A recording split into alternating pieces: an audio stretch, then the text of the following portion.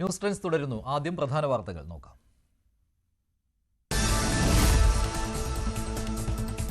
മന്ത്രിമോഹത്തിൽ നിയമസഭയിലേക്ക് മത്സരിക്കാൻ ഒരുങ്ങി കോൺഗ്രസ് എംപിമാർ. നിയമസഭാ തെരഞ്ഞെടുപ്പിൽ മത്സരിക്കാൻ ഒരുങ്ങുന്നവരിൽ അടൂർ പ്രകാശും കൊടിക്കുന്നിൽ സുരേഷും അടക്കമുള്ള പ്രമുഖർ.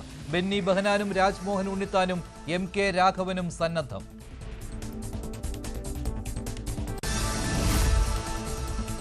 എംപിമാർ നിയമസഭയിലേക്ക് മത്സരിക്കുമെന്ന വാർത്ത തള്ളാതെ UDF convener Adoor Prakash. Party പറഞ്ഞാൽ നിയമസഭയിലേക്ക് അംഗത്തിനിറങ്ങും. ഹൈക്കമാൻഡാണ് തീരുമാനിക്കേണ്ടത്. ആരെല്ലാം നിയമസഭയിലേക്ക് മത്സരിക്കണമെന്ന് പഠിച്ചു വരികയാണെന്നും അടൂർ പ്രകാശ്.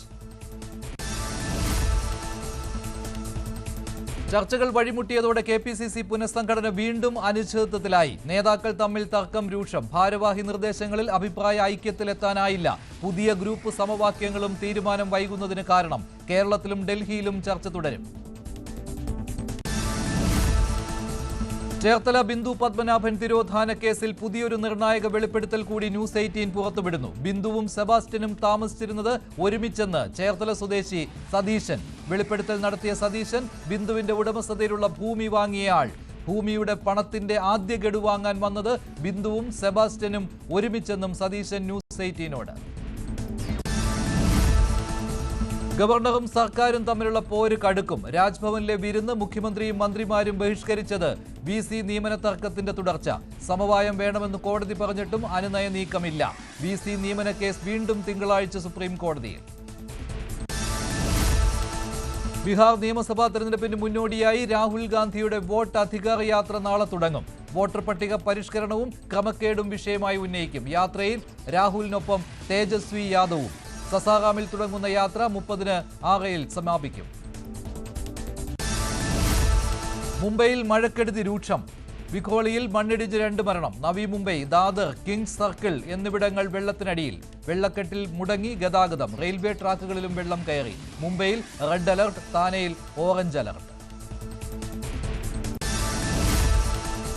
ജമ്മുകശ്മീരിലെ കിഷ്ത്വാറിൽ മിന്നൽ പ്രളയത്തിൽ മരണസംഖ്യ 65ആയി. 200-ലേറെ പേർക്കായി തെരച്ചിൽ തുടരുന്നു. അപകടത്തിൽപ്പെട്ടവരിൽ ഭൂരിഭാഗവും തീർത്ഥാടകർ.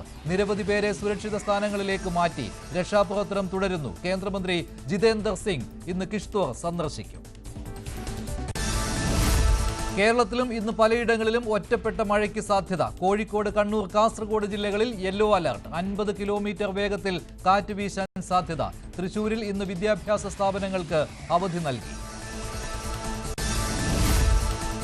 കോഴിക്കോട് വടകരയിൽ വീട്ടമ്മ ഷോക്കേറ്റ് മരിച്ചു. തോടന്നൂർ സ്വദേശി ഉഷ ആശാരിക്കണ്ടി മരിച്ചത് വീടുമുറ്റം വൃത്തിയാക്കുന്നതിനിടെ. ഷോക്കേറ്റത് പൊട്ടിവീണ വൈദ്യുത കമ്പിയിൽ തട്ടി. ഏറ്റുമാനൂരിൽ ട്രെയിനിന് മുന്നിൽ ചാടി ഷൈനിയും മക്കളും മരിച്ചതിൽ നാളെ കുറ്റപത്രം നൽകും. ഭർത്താവ് നോബി ഏകപ്രതി. മുൻ കേസുകളിലെ തെളിവുകളും കുറ്റപത്രത്തിൽ ഉൾപ്പെടുത്തി. മക്കളുമായി ഷൈനി ജീവനൊടുക്കിയത് ഭർത്താവിന്റെ നിരന്തര പീഡനത്തെ തുടർന്നെന്ന് കുറ്റപത്രം. ആത്മഹത്യയിലേക്ക് നയിച്ചത് സംഭവത്തിന് തലേന്നത്തെ ഫോൺ കോൾ. കോഴിക്കോട് പനി ബാധിച്ച് മരിച്ച 9 വയസ്സുകാരിക്ക് അമീബിക് മെനിഞ്ചൈറ്റിസ്. കോരങ്ങാട് സ്വദേശി സനൂപിന്റെ മകൾ അനയ മരിച്ചത് മിനിയാന്ന് രാത്രി. ആന്തരാവയവങ്ങൾ വിദഗ്ധ പരിശോധനയ്ക്ക് അയച്ചു. പനി ബാധിതരായ സഹോദരങ്ങളും സഹപാഠിയും നിരീക്ഷണത്തിൽ. യുക്രൈൻ യുദ്ധം അവസാനിപ്പിക്കാനുള്ള സമാധാന കരാറിലെത്താതെ ട്രംപിന്റെയും പുടിന്റെയും അലാസ്ക ചർച്ച. തീരുമാനമായില്ലെങ്കിലും ചർച്ചയിൽ പുരോഗതിയെന്ന് വിശദീകരണം. നാറ്റോ രാജ്യങ്ങളോട് ചർച്ച ചെയ്ത് തുടർ നടപടിയെന്ന് ട്രംപ്. യുക്രൈൻ സഹോദര രാജ്യമാണെന്നും പ്രശ്നം സെലസ്കിയാണെന്നും പുടിൻ. ട്രംപിന് റഷ്യയിലേക്ക് ക്ഷണം.